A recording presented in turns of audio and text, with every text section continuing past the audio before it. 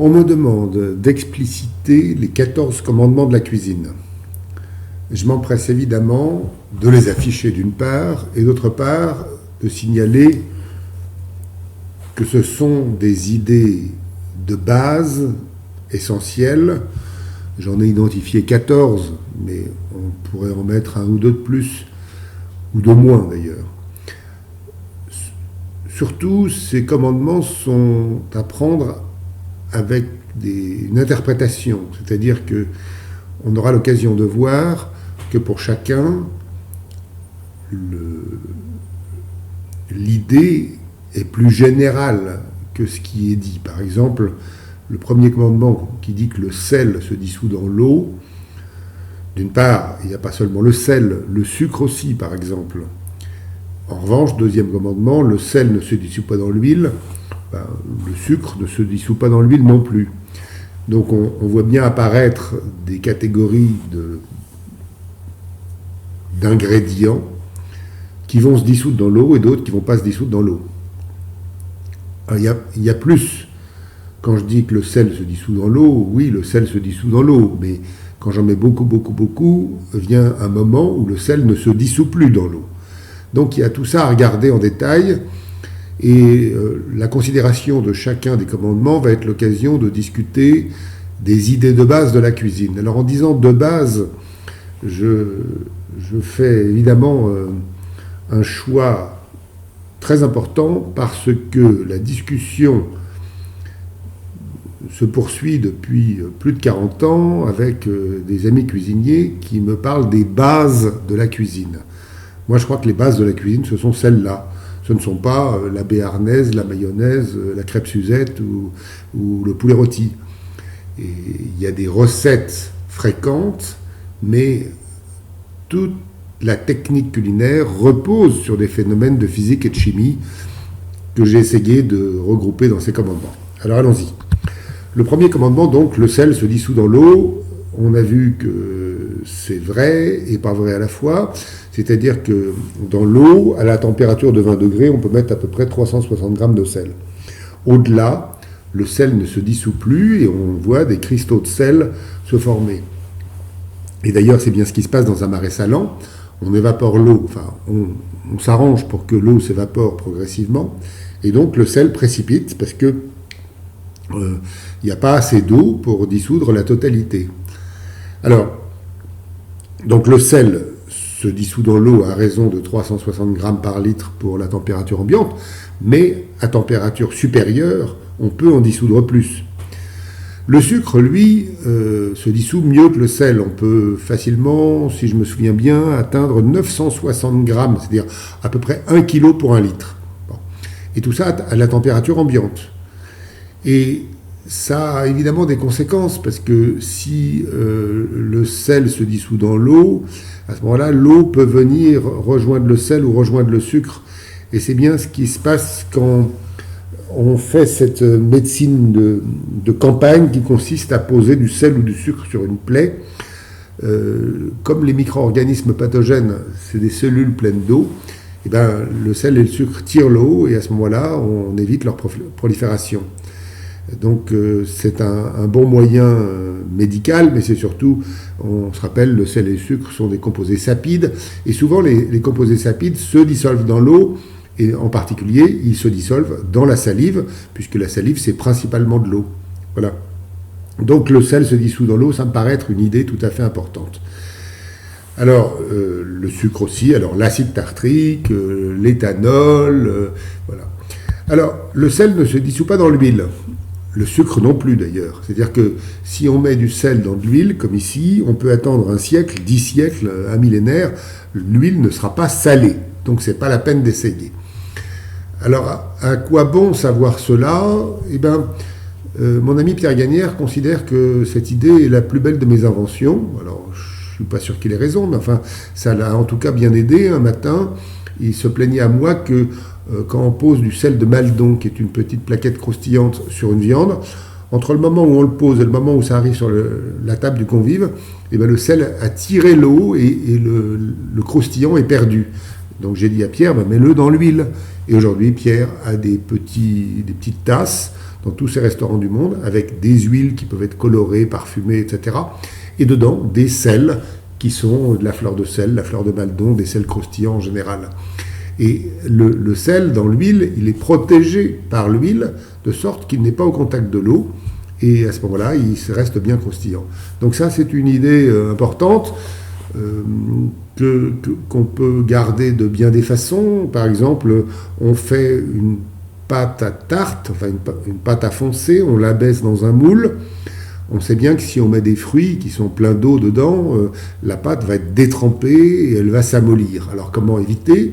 Alors il y a plusieurs façons. On pourrait mettre du blanc d'œuf, le faire sécher, à ce moment-là on a une espèce de vernis qui empêche, enfin qui ralentit, disons, le passage de l'eau du fruit vers la pâte.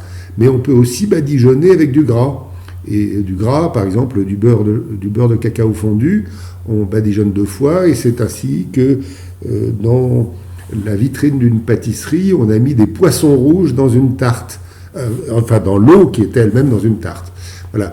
Donc cette phrase n'a l'air de rien, le sel ne se dissout pas dans l'huile, mais on voit que si on a cette idée, à ce moment-là, on peut en avoir des applications.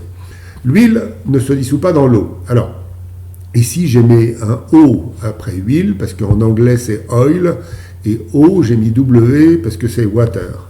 Bon. Alors, pour les physico-chimistes, l'huile, c'est toute matière grasse à l'état liquide, et eau, c'est toute solution aqueuse, donc à l'état liquide aussi.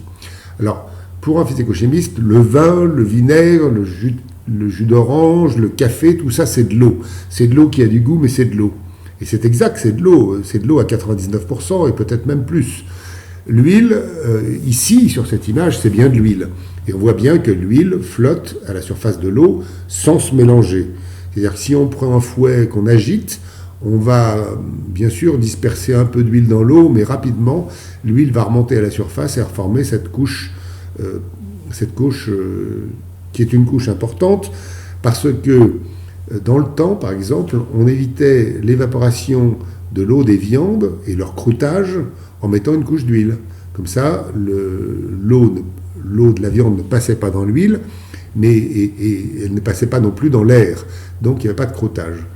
Il y a d'autres cas où on peut avoir usage de ce commandement, en particulier quand on fait une marinade.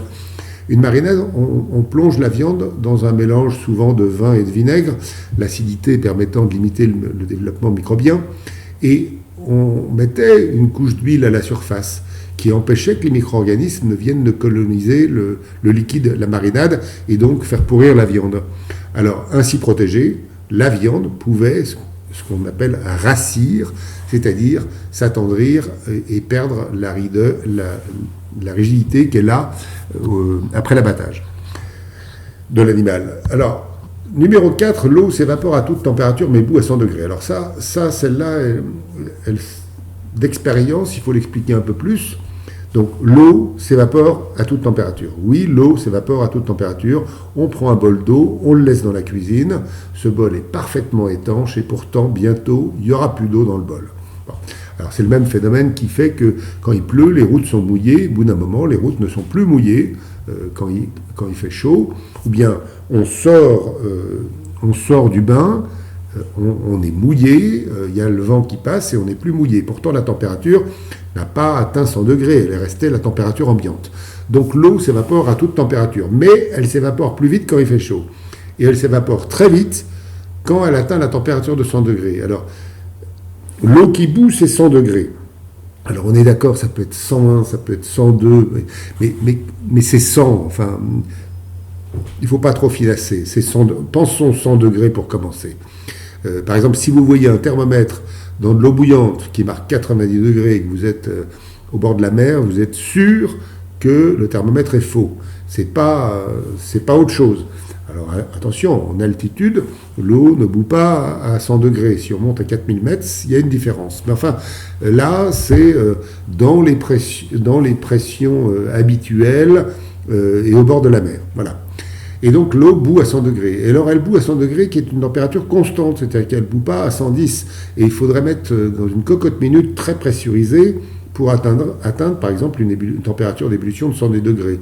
Alors on peut aussi faire le vide, et à ce moment-là, l'eau peut se mettre à bouillir à température ambiante. Et c'est utilisé dans tous les laboratoires de chimie. Mais dans les conditions ambiantes de température, de pression et d'altitude, on va dire, eh ben, l'eau, elle bout à 100 degrés. Alors ça, c'est important encore parce que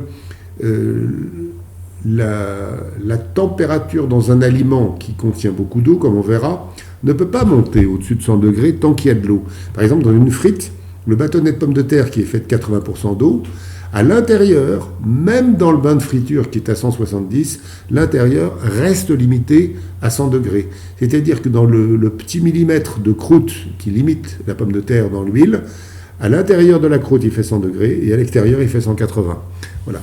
Mais donc, voilà pourquoi l'eau bout à 100 degrés et s'évapore à toute température. Alors, numéro 5, les aliments sont faits principalement d'eau ou d'un autre fluide. Alors, essentiellement de l'eau quand même. Par exemple, une tomate, c'est 95% d'eau, une pomme, c'est 80%, une carotte, pareil. Une feuille de laitue, c'est 99% d'eau. Comment cette eau ne coule-t-elle pas ?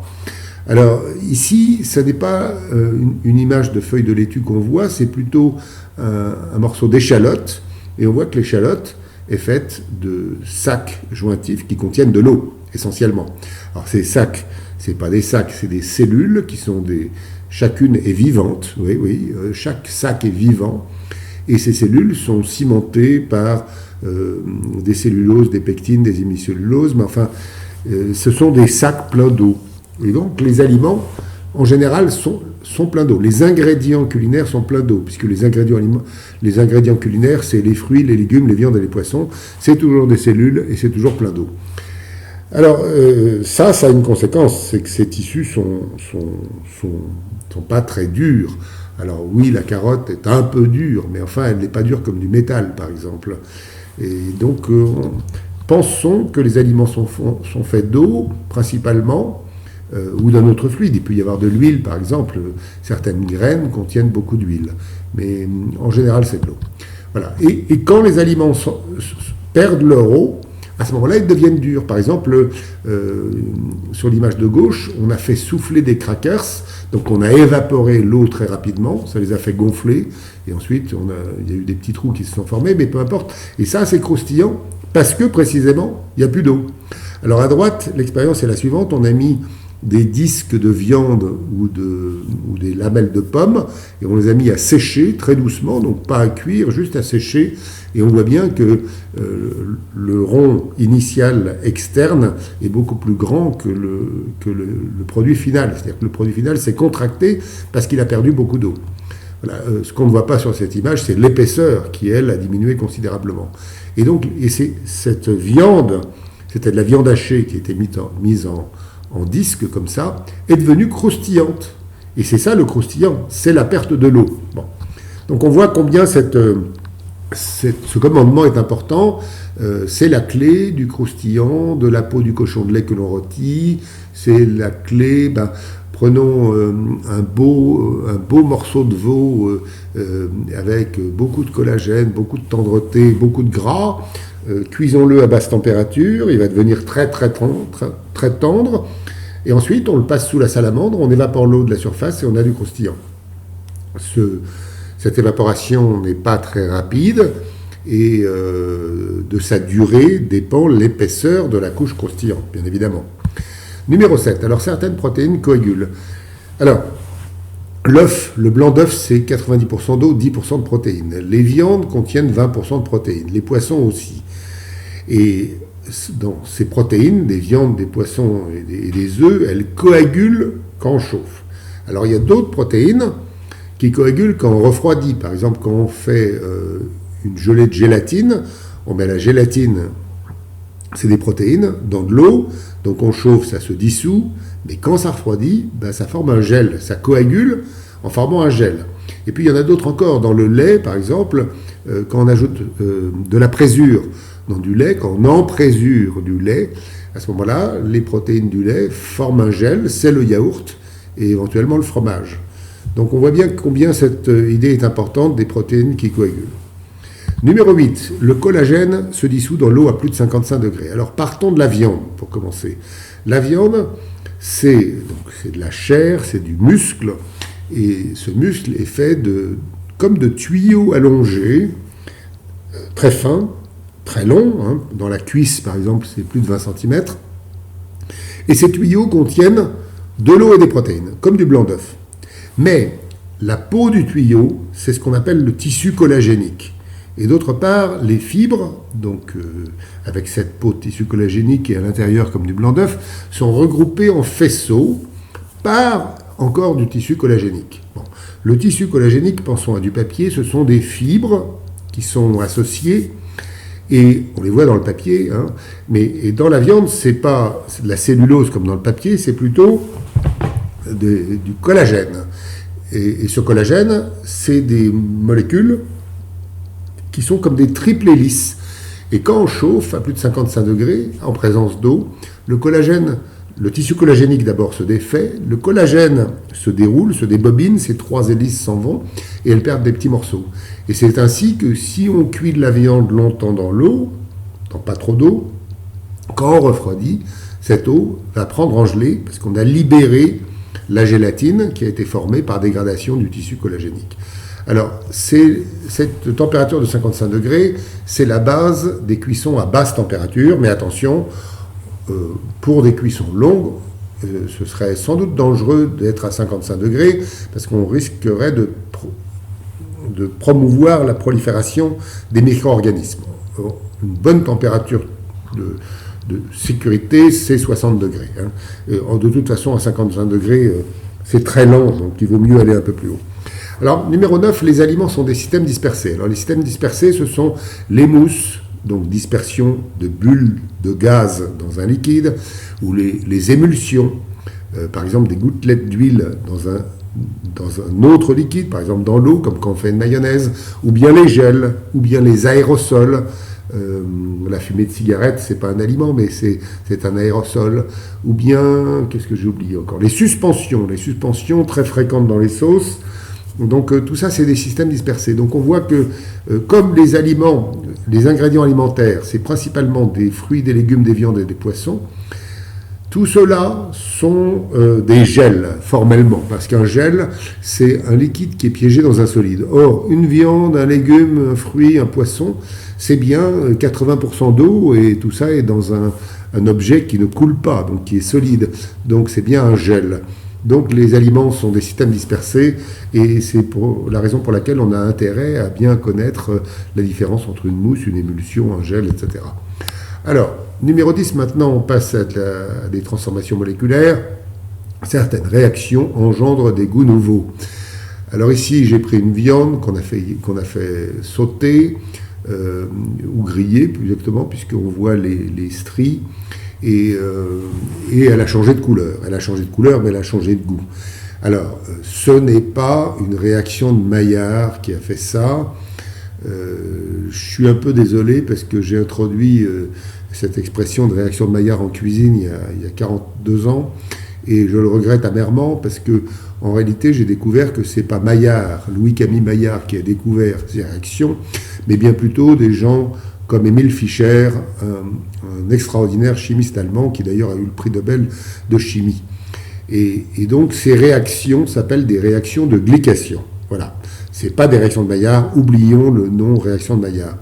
Alors, les réactions de glycation, ce ne sont pas les seules qui conduisent à de nouveaux goûts. Les hydrolyses font beaucoup aussi. Par exemple, si on part de sucre qui est sucré, et si on chauffe en milieu acide, par exemple avec un peu de vinaigre ou un peu de citron, eh ben, le sucré de cette solution va changer parce que le sucre va être dégradé, va être hydrolysé en glucose et en fructose. Le glucose est doux mais très peu sucré, et le fructose est 2,5 fois plus sucré que le saccharose qui est le sucre de table. Alors oxydation, c'est encore une autre réaction, il y en a d'autres, donc voilà pour le commandement numéro 10. Numéro 11, si l'on voit une préparation qui blanchit, souvent c'est qu'on a formé une mousse, une émulsion ou un gel. Alors la mousse, en voilà une, donc c'est bien des bulles d'air dispersées dans le liquide qui est le blanc d'œuf. Ça a blanchi. Je vous rappelle que le blanc d'œuf était jaune, transparent et jaune. On a fouetté, il est devenu blanc. Pourquoi ? Parce que la lumière blanche se réfléchit sur chacune des petites bulles d'air qui est présente. On les verrait au microscope, mais peut-être même à la loupe. Alors pour les émulsions, c'est le même type de principe. Si vous partez par exemple, du blanc d'œuf, vous ajoutez de l'huile, donc le blanc d'œuf est jaune, l'huile est jaune, vous fouettez, vous obtenez une émulsion qui sera blanche, pas une mousse, attention, une émulsion c'est bien la dispersion de gouttelettes de matière grasse dans l'eau ou de matière d'eau dans la matière grasse. Et puis le gel aussi blanchit parfois, par exemple un blanc d'œuf qui cuit, ça devient blanc. Donc quand il y a l'apparition d'une couleur blanche en cuisine, c'est qu'il y a soit mousse, soit émulsion, soit gel en général. Et par exemple, si vous fouettez, quand vous faites un gazpacho, si vous fouettez de l'huile dans votre gazpacho, que vous émulsionnez votre huile, je n'ai pas dit foisonner, faire une mousse, mais émulsionner, c'est-à-dire que vous dispersez l'huile dans le gazpacho, vous allez voir que ça rosit, c'est-à-dire que c'était rouge et c'est devenu plus blanc. De même, quand on fait une ganache avec du chocolat qui est bien marron, si on fouette trop, on a l'apparition d'une couleur un peu plus blanche. Voilà pour le commandement numéro 11. Numéro 12, les liquides peuvent migrer par capillarité. Alors là, l'idée est la suivante. Chaque fois qu'il y a un petit trou, une petite fissure, à ce moment-là, un liquide s'y introduit par capillarité. C'est ça qui fait que les routes craquent avec le gel en hiver, qu'on est obligé de les refaire au printemps, mais c'est ça aussi qui fait que quand une viande se contracte comme ici, à ce moment-là, du liquide peut rentrer par capillarité. Alors il ne rentre pas dans les fibres musculaires, mais il rentre entre les fibres. Et ça, c'est important pour être capable de donner du goût aux viandes. Alors, la capillarité, pourquoi capillarité ? Quand on prend les poils d'un pinceau, on plonge un pinceau dans la peinture et le liquide, la peinture, monte immédiatement entre les poils du pinceau, puisqu'il y a des petits espaces entre les poils du pinceau. Ou bien quand on plonge un tube, ça c'est l'image de gauche, un tube tout fin, gros comme un cheveu, quand on le plonge dans un liquide, le liquide se met à monter. Ça, c'est la capillarité. Donc on voit que la capillarité, c'est un phénomène très actif et il apparaît dès qu'il y a des fissures. Donc si vous voulez que quelque chose rentre dans une viande, un poisson, vous entaillez et ça rentrera. Alors l'osmose n'est pas la capillarité. L'osmose, ça veut dire que l'eau, essentiellement, va migrer entre différents compartiments et les concentrations vont s'équilibrer. Alors, par exemple, vous prenez une pomme de terre, vous creusez un petit trou, vous y mettez un grain de sel, vous attendez un peu, l'eau de la pomme de terre sera sortie et aura dissous le sel. C'est-à-dire qu'on aura, dans le puits qu'on avait creusé, on aura de l'eau salée. L'eau est sortie de la pomme de terre par capillarité. Alors, l'image de gauche explique le principe. On met deux compartiments avec de l'eau. Au milieu, on met une membrane, c'est ce qui est en jaune. Alors, on appelle ça une membrane semi-perméable qui laisse essentiellement passer l'eau, mais par exemple pas le sucre. Si on met plus de sucre d'un côté que de l'autre, à ce moment-là, l'eau va passer plus vers la droite et à ce moment-là, on voit une dénivellation. C'est-à-dire que le niveau de l'eau à droite monte et finalement les concentrations vont s'égaliser. Pas complètement d'ailleurs. À droite, c'est l'expérience suivante. On a pris un œuf, on l'a mis dans du vinaigre. L'œuf, la coquille a été attaquée par le vinaigre, donc il y a juste l'œuf dans sa membrane, et cette membrane laisse passer l'eau. Et vous voyez bien que l'œuf débarrassé de sa coquille dans le vinaigre, puis ensuite passé dans l'eau, il a gonflé par osmose. Voilà. Pour terminer la diffusion, vous mettez une goutte de sirop de quelque chose dans de l'eau, les molécules vont évoluer au bout d'un long moment. Vous aurez une solution qui sera homogène. Ça s'appelle la diffusion. Alors on parle aussi de diffusion moléculaire et ça égalise les concentrations. Voilà, on a atteint le 14e commandement, on pourrait en ajouter un ou deux, comme je l'ai dit, mais enfin on a les idées essentielles pour interpréter les phénomènes qui ont lieu en cuisine. On a surtout parlé de physique, mais il y a eu la coagulation, c'est de la chimie, la glycation, c'est de la chimie. Il y a de la physique, il y a de la chimie. Je n'ai pas parlé de biologie, on pourrait en ajouter un peu, mais comme je ne suis pas microbiologiste, je me limite de ce point de vue-là. Et puis, il y a déjà beaucoup à faire avec tout ça. Voilà. Eh bien, bonne cuisine.